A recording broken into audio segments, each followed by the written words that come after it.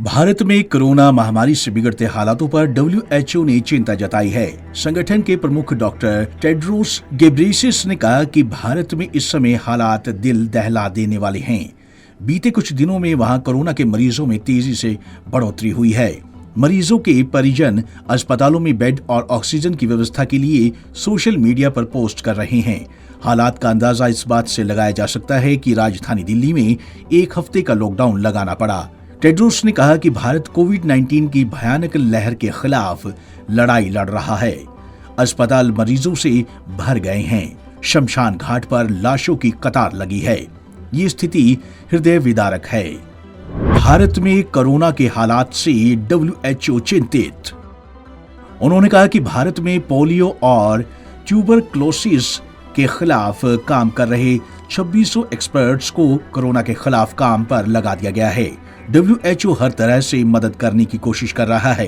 United nation की health agency Bharat को oxygen, concentrator और अस्पतालों के लिए जरूरी सामान की सप्लाई कर रही है। दुनिया भर में 14 करोड़ 84 लाख कोरोना मरीज। दुनिया में अब तक करीब 14 करोड़ 84 लाख कोरोना मरीज सामने आ चुके हैं।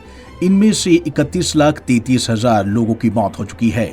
विश्व के अमीर देश अपने यहाँ वैक्सीनेशन प्रोग्राम को तेज करके महामारी से बचने की कोशिश कर रहे हैं। भारत के साथ अमेरिका और जापान।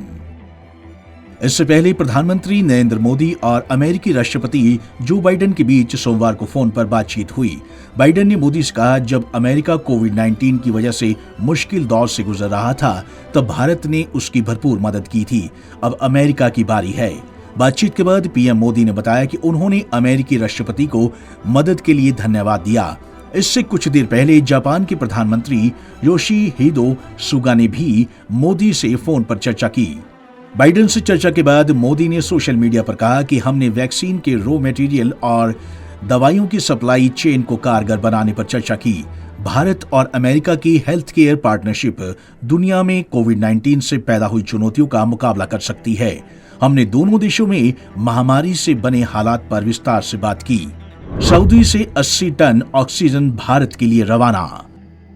रविवार को सऊदी अरब के दमाम बंदरगाह से 4 क्रायोजेनिक टैंक में 80 टन ऑक्सीजन भारत के लिए रवाना हुआ। ये जल्द मुंद्रा बंदरगाह पहुंचेगा। ये अदानी समूह की अगुवाई में लाया जा रहा है। पंजाब केसरी टीवी के लिए ब्यूरो रिपोर्ट।